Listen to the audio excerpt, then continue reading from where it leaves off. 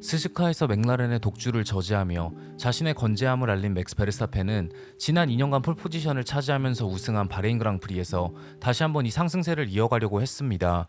3년 전에 두 번째 레이스였던 바레인 그랑프리는 앞서 열린 중국과 일본 그랑프리와는 다르게 새로운 노면의 포장도 없었고 생각보다 높은 노면의 온도 때문에 타이어 관리가 매우 어려운 그랑프리가 되었습니다. 예측할 수 없게 방향이 계속 바뀌던 바람도 드라이버들에게는 까다로운 문제가 되었고 차량 밸런스가 좋지 않은 레드불의 약점은 더더욱 크게 부각되었습니다. 다시 한번 모든 FP 세션에서 가장 빠른 랩타임을 기록한 팀은 맥라렌이었고 자신의 50번째 그랑프리에 참가하게 된 오스카 피아스트리가 자신의 커리어 두 번째 폴포지션을 차지하는 데 성공했습니다. 팀메이트인 랜도 노리스는 Q3 마지막 플라잉 랩에서 1번 코너부터 치명적인 실수를 범하며 6번 그리드까지 밀려났습니다. 메인 레이스에서도 피아스트리는 단 한 번의 실수 없이 깔끔한 레이스 운영을 보여주며 레이스 중반 발동된 세이프티카 상황에서도 선두를 놓치지 않았고 여유있게 바레인에서 자신의 시즌 두 번째 그랑프리 우승을 챙겨가는 데 성공했습니다. 두 번째로 빠른 퀄리파잉 랩타임을 기록했음에도 팀의 실수로 한 그리드 강등 페널티를 받으며 3번 그리드에서 출발한 조지 러셀이 2등으로 이번 시즌 세 번째 포디움에 올랐고 페이스가 가장 좋은 차가 주어졌음에도 앞서가는 차들을 추월하는데 애를 먹으면서 잔실수를 범한 노리스가 3등으로 맥라렌 더블 포디움을 완성했습니다. 페라리의 샤를 르클레가 4등, 팀메이트인 루이스 해밀턴이 5등을 차지하며 페라리는 다시 한번 포디움에 오르는데 실패했습니다. 이번 주말 내내 차의 밸런스를 전혀 잡지 못한 레드불의 맥스 베르스타펜이 6등, 알핀의 피에르 가슬리가 7등을 차지하며 이번 시즌 처음으로 포인트를 획득했고 Q2에서 큰 사고를 내며 14번 그리드에서 레이스를 시작한 하스의 에스타반 오콘이 8등, 레드불의 유키 치노다가 9등으로 레이스를 완주하며 이번 시즌 첫 포인트를 획득했고 하스의 올리버 베어맨이 10등으로 체커 플래그를 받으며 중국, 일본, 바레인에서 연속으로 포인트를 획득하는 데 성공했습니다. 오늘도 전체적인 레이스 리뷰가 아닌 흥미로웠던 뒷이야기들로 영상을 만들었습니다. 개막전부터 부진했던 페라리는 이번 시즌 첫 업그레이드 패키지를 도입하며 바레인에서의 반등을 노렸습니다. 바레인만을 위한 업그레이드가 아닌 남은 시즌 동안 차의 성능 발전을 위한 처음부터 계획된 업그레이드 패키지였고 페라리는 새로운 플로어 디자인과 플로어의 사이드 부분 그리고 앞부분의 카누 모양의 연장선 그리고 디퓨저 디자인을 업그레이드했습니다. 업그레이드에 대해 페라리의 감독 대리인 제롬 디암브라우시오는 차의 특성을 바꾸는 것보단 다운포스를 증가시키며 오프시즌 동안의 차량 개발 방향을 이어가기 위한 업그레이드 패키지다. 하지만 이 업그레이드만으로 차의 성능이 크게 바뀔 거라 기대하고 있지는 않다라는 말을 했습니다. 바레인 그랑프리에 앞서 맥라렌은 새로운 전방 브레이크 덕트 디자인을 도입했고 레드불은 새로운 프런트 윙을 도입했습니다. 일본 그랑프리에서 새로운 플로어를 도입한 하스는 이번에는 엔진 커버 디자인을 바꾸며 바레인의 높은 온도에 대응하는 업그레이드를 도입했습니다. 하지만 새로운 업그레이드 패키지 도입에도 불구하고 루이스 해밀턴은 페이스를 찾지 못하는 모습을 보여줬습니다. 퀄리파잉 Q3 첫 번째 랩타임이 트랙 리밋을 어겨 삭제되었고 마지막으로 기록한 랩타임은 팀메이트인 샤를보다 0.6초 정도 뒤쳐졌습니다. 퀄리파잉이 끝나고 해밀턴은 내가 좋은 퍼포먼스를 보여주지 못하고 있기에 계속해서 노력해야 한다. 메인 레이스에서 5등 안에 드는 게 목표다. 샤를의 랩타임을 봤을 때 차의 성능은 충분하다는 걸 알 수 있고 지난 그랑프리에서 발견된 샤를과 내 차의 차이점 문제는 해결되었다. 뭐가 문제인지 아직 정확하게 알 수 없기에 명확한 대답을 할 수가 없다라는 인터뷰를 하며 자신을 자책했습니다. 한편 퀄리파잉에서 3번 그리드를 차지한 샤를은 차의 밸런스와 성능에 만족한 듯 보였습니다. 퀄리파잉이 끝나고 샤를은 아주 좋은 퀄리파잉 세션이었다. 3번 그리드라는 결과는 내가 그동안 바레인에서 좋은 페이스를 보여준 것과는 무관하고 개막전부터 계속해서 노력한 팀 덕분에 얻은 결과라고 생각한다. 계속해서 흥미로운 모두의 예상과는 다른 셋업을 시험해보고 있었고 그 경험을 토대로 차의 성능을 더 많이 끌어낼 수 있었다라는 분석을 했습니다. 이번 바레인 그랑프리는 레이스 외적인 문제로 많은 잡음을 일으키며 혼란스러운 상황을 여러 번 연출했습니다. 퀄리파잉 Q2에서 하스의 에스타반 오컨이 이번 코너에서 스피하며 큰 사고를 냈고 레드 플래그가 발동되었습니다. 레드 플래그가 완전히 해제되기 전 FIA는 예상 세션 재개 타임을 팀들에게 알렸고 예상 시간을 공식 세션 재개 타임으로 착각한 메르세데스는 러셀과 안토넬리를 피트레인으로 먼저 내보내는 실수를 범했습니다. 메르세데스는 이로 인해 얻은 이득은 없고 팀의 스포팅 디렉터인 롭 메도우가 바레인 그랑프리에 불참하며 이런 실수를 범했다고 어필했지만 FIA는 피트레인에서 트랙 포지션을 차지하며 다른 팀들보다 수월하게 미리 계획된 주행을 할 수 있는 이득을 챙겼다고 판단해 러셀과 안토넬리에게 한 그리드 강등 페널티를 부과했습니다. 메인 레이스에서는 러셀의 차가 여러가지 전자계통 문제로 오작동을 하며 모두를 혼란스럽게 만들었습니다. 레이스 중후반부터 러셀의 위치를 중계팀에 전달하는 트랜스폰더에 문제가 생겨 라이브 타이밍이 한동안 제대로 표시되지 않았고, 러셀의 자동 DRS 가동 시스템에 문제가 생겨 러셀은 수동으로 DRS를 사용해야만 했습니다. 레이스 막판 700m 정도 되는 직선 구간에서 러셀은 피아스트리와의 거리가 1초 이상이었음에도 DRS를 실수로 작동시키며 37m 정도를 달렸고 0.02초의 이득을 챙겼지만 자신의 실수를 인지하고 감속하며 0.028초 손해를 보며 페널티를 무마하려 했습니다. 레이스가 끝나고 스튜어드들은 러셀의 DRS 사용에 대한 회의를 했고 페널티를 부과하지 않기로 결정했습니다. 레이스가 끝나고 FIA는 러셀의 자동 DRS 시스템에 접촉 불량 문제가 생겼고, 이는 메르세데스와는 무관한 외부 업체가 제공한 부품에서 생긴 문제였다. 이로 인해 FIA는 수동 DRS 사용을 허가했고, 이 와중에 러셀은 브레이크 문제와 다른 전자계통 문제를 경험하고 있었다.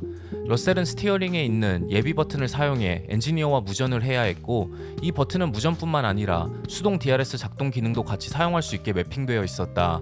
10번과 11번 코너 사이에 위치한 직선 구간에서 팀에게 무전을 전달하기 위해 이 버튼을 눌렀고, 이로 인해 DRS가 작동되는 해프닝이 있었다. 하지만 러셀은 DRS로 얻은 영구적인 이득이 없었기에 페널티를 부과하지 않기로 결정했다라는 공식 발표를 했습니다.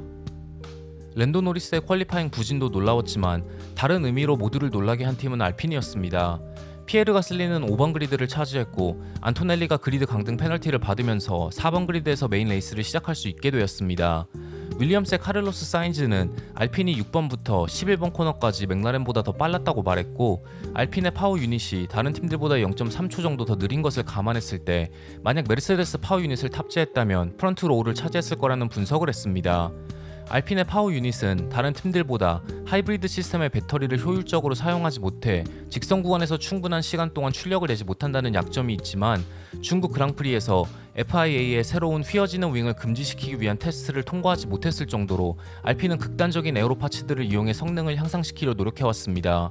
지난 시즌보다 전방 그립이 훨씬 더 안정되었기에 이번 시즌의 차는 훨씬 더 좋은 페이스를 보여줄 수 있었습니다. 퀄리파잉이 끝나고 가슬리는 메인 레이스에서 이것저것 새로운 것을 시험해보고 싶지만 지금은 차의 성능을 인정하고 받아들여야 한다. 오늘은 차를 완벽하게 제어할 수 있었고 내가 원하는 만큼 무리할 수 있었다. 전방의 밸런스는 매우 좋았고 고속 코너에서도 차의 페이스는 매우 뛰어났다라는 평가를 했습니다. 메인 레이스 시작과 동시에 6번 그리드에서 출발한 노리스는 엄청난 반응 속도를 보여주며 3등까지 치고 올라왔습니다. 피아스트리는 선두를 지키는 데 성공했고, 러셀은 2번 그리드에서 출발한 샤르를 추월하며 순위를 올렸지만 1번 코너에서 락업하며 피아스트리를 추월하지는 못했습니다. 하지만 노리스는 스타팅 그리드에 정차한 뒤 그리드 박스의 앞쪽으로 다시 차를 옮기기 위해 클러치를 내려놓았고, 이로 인해 전방 타이어가 그리드 박스를 넘어서며 5초 페널티를 받게 되었습니다. 맥라렌은 노리스의 5초 페널티로 인한 손해를 최소화하기 위해 10번째 랩에 피트인시키며 소프트 타이어에서 미디엄 타이어로 교체했고, 노리스는 바로 1분 37초대의 랩타임을 기록하며 앞서가는 러셀과 벌어진 거리를 줄이려 노력했습니다. 하지만 러셀은 14번째 랩에 피트인하며 노리스보다 3초 정도 앞서 레이스로 복귀했고, 앞서가는 윌리엄스의 알렉산더 알본을 손쉽게 추월하며 노리스와의 거리를 더욱더 벌리는 데 성공했습니다. 맥라렌의 압도적인 성능에도 불구하고 노리스는 알본을 상대로 추월하는 데 애를 먹었고, 러셀과의 거리는 3.4초까지 늘어났습니다. 선두를 유지하던 피아스트리는 소프트 타이어를 관리하며 꾸준하게 1분 38초대의 랩타임을 기록했고, 14번째 랩에 피트인하며 미디엄 타이어로 교체했습니다. 미디엄 타이어로 시작한 페라리의 샤를과 해밀턴이 원투로 올라왔고, 3등으로 복귀한 피아스트리는 러셀과 2초 정도의 거리를 유지했습니다. 샤를과 해밀턴이 피트인하며 다시 선두로 복귀한 피아스트리는 여유롭게 레이스를 운영하며 조금씩 러셀과의 거리를 벌렸고, 사인즈와 유키 치노다의 접촉으로 32번째 랩에 발동된 세이프티카 상황에 피트인하며 다시 한번 미디엄 타이어로 교체했습니다. 미디엄 타이어가 남아있지 않던 메르세데스는 하드 타이어가 아닌 소프트 타이어로 러셀을 교체시켰고, 러셀은 아직 24바퀴가 남은 레이스에서 소프트 타이어로 완주가 가능한지 의구심을 가졌지만 하드 타이어를 사용했다면 뒤에서 추격해오는 노리스에게 추월당할 위험이 크다는 메르세데스의 계산이 있었기에 소프트 타이어를 관리할 수밖에 없었습니다. 이미 미디엄 타이어를 2개 다 사용한 페라리는 하드 타이어를 사용할 수밖에 없었기에 더블 스택을 통해 샤를과 해밀턴을 하드 타이어로 교체했습니다. 세이프티카가 해제되면서 레이스는 다시 시작되었고 피아스트리가 14번 코너를 빠져나오며 가속했지만 러셀은 소프트 타이어를 사용해 피아스트리에게 달아날 기회를 주지 않았습니다. 하지만 1번 코너에서 러셀은 피아스트리를 추월하지 못했고 소프트 타이어의 마모와 더불어 여러가지 차량 문제로 고상하며 페이스가 떨어지기 시작했습니다. 리스타트 상황에서 4등을 유지하던 노리스는 뒤에서 추격해오는 해밀턴에게 추월당하며 순위가 떨어졌고 무리해서 4번 코너에서 해밀턴을 다시 추월했지만 트랙 리밋 바깥에서 추월했기에 해밀턴에게 순위를 돌려주고 다시 추월하는 과정에서 많은 시간을 낭비했습니다. 그리고 앞서가는 샤르를 상대로 거리를 좁힌 노리스는 샤르를 상대로도 추월하는 데 많은 시간을 허비했고 체커 플래그까지 5바퀴가 남고서야 겨우 샤르를 추월하며 포디움 포지션에 올랐습니다. 피아스트리는 러셀을 상대로 15.5초까지 거리를 벌리며 자신의 50번째 그랑프리에서 커리어 4번째 우승을 차지했습니다. 레이스가 끝나고 노리스는 속도나 차의 페이스 문제가 아니다. 충분한 페이스와 성능을 갖고 있는 건 사실이지만 그 속도를 보여주지 못하고 있다. 내가 원하는 대로 차를 제어할 수가 없다. 리듬을 찾을 수가 없고 설명하기 어려운 문제다. 아직도 내가 원하는 결과를 얻을 수 있다는 자신감은 충만하지만 이런 실망스러운 결과에 놀랐고 내가 차에서 불편함을 아직까지 느끼고 있다는 것에 다시 한번 놀랐다. 애초에 하지 말아야 했던 실수도 많았다라는 인터뷰를 했습니다. 메인 레이스를 7번 그리드에서 시작한 베르스타펜은 6등으로 체커 플래그를 받았고 레드불은 페이스뿐만 아니라 피트스톱이 계속해서 꼬이며 베르스타펜에게 아무런 도움이 되지 못했습니다. 두 번의 피트스톱 도중 타이어 교체가 끝났고 피트박스를 빠져나가도 좋다는 신호를 전달하는 장치가 제대로 작동하지 않았기에 베르스타펜은 3초 후반대의 피트스톱과 오른쪽 전방 타이어 교체 문제로 6.2초 피트스톱을 기록했습니다. 레이스가 끝나고 베르스타펜은 잘못될 수 있는 모든 것이 잘못되었던 그랑프리였다. 페이스도 최악이었기에 6등이면 최선의 결과였다. 브레이크 문제는 어느 정도 해결되었지만 만족스럽지 않고 타이어의 과열 문제도 심하다. 브레이킹을 하며 차의 피드백을 전혀 느낄 수가 없기에 전방과 후방 타이어를 모두 락업하기가 너무도 쉽다라는 분석을 했습니다. 결국 레드불은 바레인 그랑프리가 끝나고 긴급 회의를 소집했지만 레드불의 의미 있는 업그레이드 패키지는 이몰라에서 도입될 예정이기에 3년전의 마지막 그랑프리인 사우디아라비아에서는 큰 변화를 기대할 수 없게 되었습니다. 혼란스러웠던 바레인 그랑프리가 다시 한번 맥라렌의 우승으로 마무리되었습니다.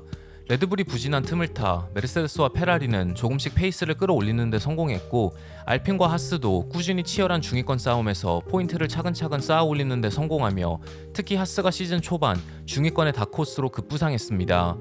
아직까지 드라이버 챔피언십 선두를 위태롭게 유지하고 있는 노리스의 가장 큰 라이벌은 자신의 팀메이트인 피아스트리인 것이 확실해졌고 과연 맥라렌은 지난 시즌부터 이어져 온 팀메이트 간의 경쟁을 계속해서 허용할지 지켜보며 이번 영상을 마치도록 하겠습니다. 시청해주셔서 정말 감사합니다.